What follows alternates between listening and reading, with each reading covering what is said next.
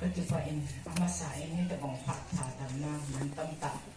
ที่หมูเทจะกินปลาจะกินเรากินอาจจะหันน้ำตุลาทุ่งพงหัวโยสิจังหวัดปลาทุกันพงเงี้ยเดินตุนี่ว่าที่เป็นที่มองติดตากันงานหาลงพลังงานตัดอยู่บ้าตาปีจิลิมตัดงานยังกันดีอาจจะหลังจนแค่ลองแค่โดดลงก็เบียนมูเลยกระเป๋าเนี่ยที่ถึงห้องส่งครับที่อย่างอีปีน่าสิว่านั่นเดียอาปัจจันก็เบียนมันปัจจันก็ดองน้องเปิดน้องอาจารย์อีปีกิทิมเสียเจ้าตอนนั้นมันนำปัจจันอาจจะหมูผ่าเด็ดเด็ดมาเด็ดอันใดจะที่ทิมว่านั่นได้เนี่ยกินแค่มองแล้วตาต้องจะปีขวดตาจะรีบมีหน้าตาเดียวความกระตุ้นกระตุ้นห้างขึ้นเต้นยังไงบ้างนั่นเสียเดียวเลยทุกปีกระสันปีนึงโลกปีกระสันที่เป็นของโตนั่นเลยว่าผู้บ้านนั้นกันโตยังไม่รู้ปีก็ที่ปังมาที่นี่ก็อยากจะตัดเดียหินก็หลงโดนหินมาไว้ไปจุดที่ตะบองด้านหนึ่งจานถัดเกะหินมังหมูแกเป็นยังไงนี่แต่บางว่าไอ้ปะทินได้โอ้เทียไอ้ตัวจู่ไอ้บัวที่จันทร์ไอ้บัวจู่อับผาหินที่ช่วงนี้บัวเลี้ยงเราด้วยแต่ก็นักฆ่าตัดเองอามาเหี้ยลูกว่าอันนี้เทียจู่นางนี่ที่แต่บางนั้นก็ดีเป็นอย่างนี้ก็ดีกันมาตัดเองตัดสามีเห็นกันจนดำน้องก็ดำมันมิจฉาเสียงว่าที่เรื่องอะไรไปก็จะว่าหิ้งดึงกับก็จู่เจ้าลงลอยมิจฉาเสียงอย่างก็ไม่ลอยก็จู่จังก็แปะได้มาก็แปะนี่ตาจู่นี่สิเลยอันตรงดูเลยมันจำมันแล้วเนี่ยเป็นงานลอยตาจู่หน้าตาดีไอ้บางจนตาต้นอะไรนี่ตาต้นเต็มใจตรงไหนใจตาต้นเต็มใจนี่ตะกี้ปุ่นเสียป่าวนี่ก็ป่าจัดในที่เดี๋ยวเสียป่าแต่ตาต้นจงเสียนี่อามันนี่แต่ก็จะโตเลยนี่ปุ้ยก็ที่ก็จะติดปุ่นจริงเราย่องโซ่จริงนะเราย่องตามตาก็โซ่ไอ้เนี่ยเราย่องโซ่นี่ก็นี่กันเนี่ยเลยapa orang tamu ni? Ay bang acula kan nama orang tu ada satu pihak kan. Ande, tampil cerita. Tapi nuan ni, ang pian hagang tu, ang pian hati ay tayo. Ande, kita kita mau kena tu nuai dia mungkin dia, kita dah mau tu, nuai cerita ni dulu hintin na. Now we pay the asset get the jam again China to much to you mama so or them don't know it to much. As if I'm not one my some doesn't know more but him only said he had hit upon he in your money to your country low and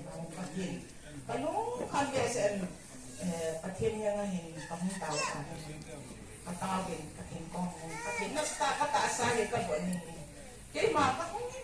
tàu lệ các tạ sai thành ra dài những cái hành động tập này đây bà nha em thu vào ngày cuối phát sọt đã chỉ thu đến là chỉ không dùng à vòng mà cái gì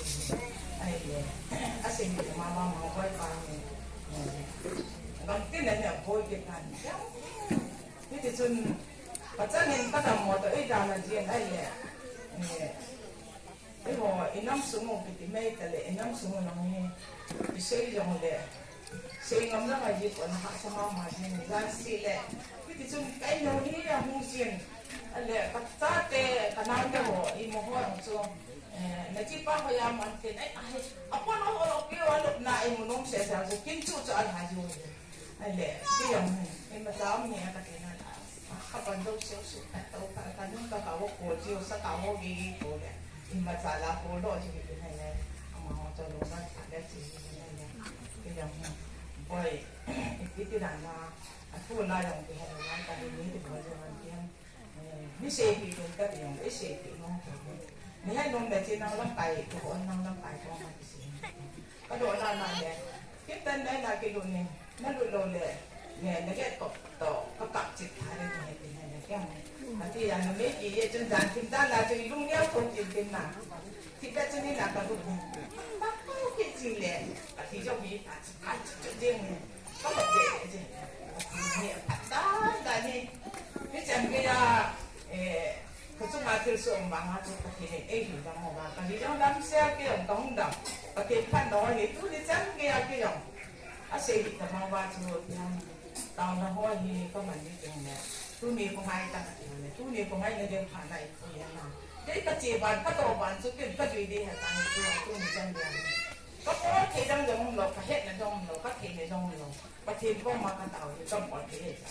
nó khám tiền cày của cái chứ mà qua tàu nào chứ mà qua cứ mùng chứ thúc bị mùng chứ gì làm cái nó khám tiền cày của ta thì các ta trong cái tàu này mà họ sẽ